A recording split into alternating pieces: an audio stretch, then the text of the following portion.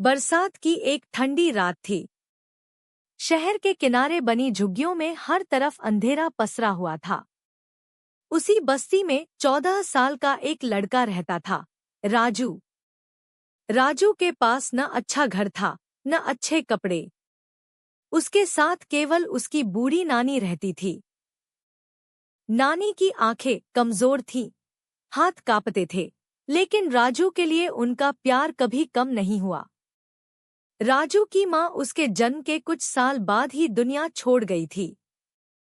पिता के बारे में नानी हमेशा यही कहती थी, बेटा, तुम्हारे पिता बहुत अच्छे इंसान थे, बस किस्मत ने उन्हें हमसे छीन लिया। राजू के गले में बचपन से एक पुराना सा ताबीज लटका रहता था। नानी कहती थी, ये ताबीज तुम्हारी माँ ने तुम्हें पहनाया था, इसे कभी अपने से दूर मत करना। राजू ने कभी नहीं पूछा कि इसमें क्या है। उसके लिए यह सिर्फ उसकी माँ की आखिरी निशानी थी। राजू का दिल। गरीबी के बावजूद राजू का दिल बहुत बड़ा था। किसी बुजुर्ग को सड़क पार करानी हो, किसी भूखे बच्चे को खाना खिलाना हो, या किसी कमजोर की मदद करनी हो, राजू हमेशा सबसे आगे रहता था। एक दिन कुछ बड़े लड़के एक छोटे बच्चे को पीट रहे थे। राजू उनके सामने खड़ा हो गया। अगर हिम्मत है तो मुझसे लड़ो। लड़कों ने उसे बहुत मारा, लेकिन राजू पीछे नहीं हटा। घर लौटने पर नानी ने उसके जख्मों पर दवा लगाते हुए कहा, तू अपने बाप पर गया है, अन्याय सहना तुझे आता ही नहीं। राजू मुस्कुरा दिया। उसे क्या पता था कि उसके पिता की मौत भी अन्याय के खिलाफ खड़े होने की वजह से हुई थी। मुंबई का अंधेरा। उसी समय मुंबई में एक आलीशान बंगले के अंदर देश के सबसे खतरनाक स्मगलरों की बैठक चल रही थी। उनका सरगना था विक्रम सेठ। पिछले 15 सालों से वह एक ऐसे हीरे की तलाश कर रहा था जिसकी कीमत अरबों में थी। उस हीरे का नाम था ब्लू हार्ट डायमंड। कहा जाता था कि वह दुनिया का सबसे दुर्लभ हीरा था, लेकिन कई साल पहले वह अचानक गायब हो गया। किसी को नहीं पता था कि वह कहाँ है। सूर्या ने उस हीरे के लिए न जाने कितने लोगों को मरवा दिया था, लेकिन हीरा फिर भी नहीं मिला। एक दिन सूर्या के आदमियों को खबर मिली कि शहर के एक बूढ़े सुनार के पास उस हीरे के बारे में जानकारी हो सकती है। सुनार को पकड़कर गोदाम में लाया गया। विक्रम ने पूछा, हीरा कहाँ है? बूढ़ा डर गया। कई सालों से उसने यह राज अपने सीने में छुपाकर रखा था, लेकिन मौत सामने देखकर वह टूट गया। कांपती आवाज में बोला, हीरा एक ताबीज के अंदर छुपाया गया था। सूर्या की आंखें फैल गईं। किसके पास है वो ताबीज? बूढ़ा बोला, एक लड़के के पास।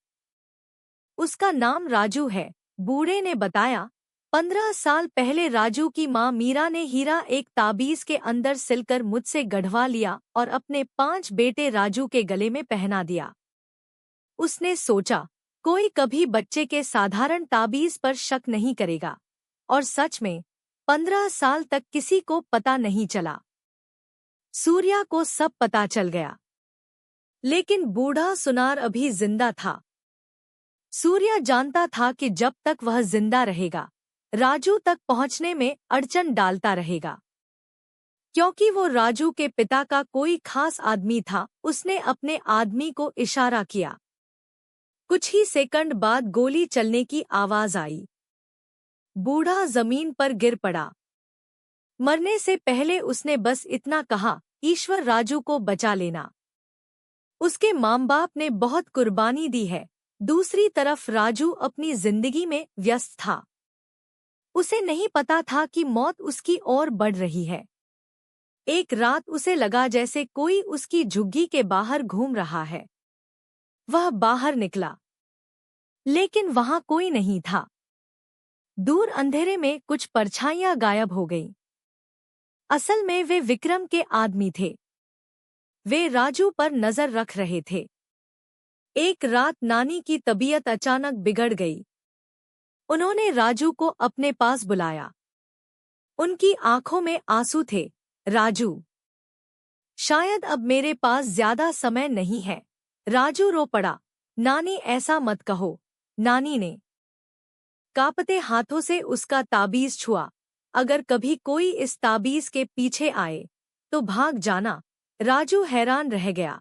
क्यों? नानी बोली। क्योंकि इसमें सिर्फ तुम्हारी माँ की याद नहीं, तुम्हारे परिवार का इतिहास छुपा है। लेकिन इससे पहले कि नानी और कुछ कह पाती, वे बेहोश हो गईं। अगली रात स्मगलरों ने हमला कर दिया। झुग्गी में आग लगा दी गई। चारों तरफ चीख पुकार मच गई। राजू नानी को लेकर बाहर भागा, लेकिन कुछ नकाबपोश लोगों ने उसे घेर लिया। उनका निशाना सिर्फ एक चीज थी, ताबीज। राजू समझ नहीं पा रहा था कि आखिर इस पुराने ताबीज में ऐसा क्या है।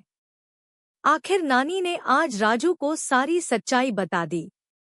अपने पिता की हत्या, माँ की कुर्बानी और ताबीज में छुपे हीरे का राज, सब कुछ। राजू के पैरों तले जमीन खिसक गई। वह घंटों रोता रहा। उसे पहली बार पता चला कि उसके माता पिता ने इंसानियत की रक्षा के लिए अपनी जान दे दी थी।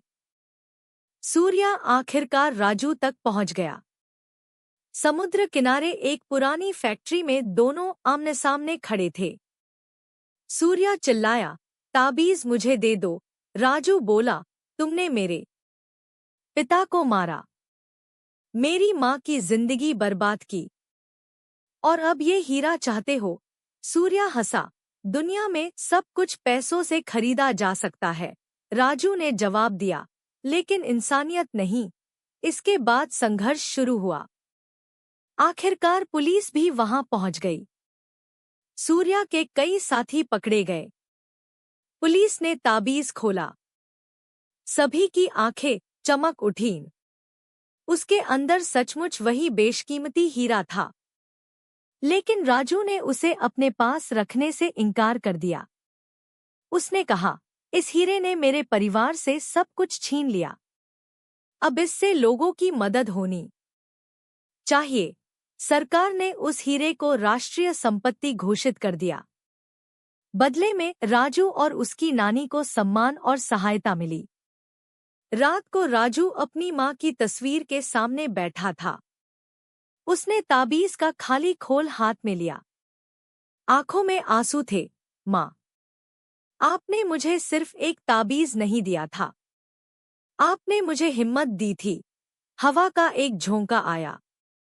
ऐसा लगा जैसे माँ उसके सिर पर हाथ फेर रही हों। राजू मुस्कुरा दिया, क्योंकि अब उसे पता था, असली खजाना हीरा नहीं था, बल्कि उसके माता पिता का प्यार और उनकी कुर्बानी थी।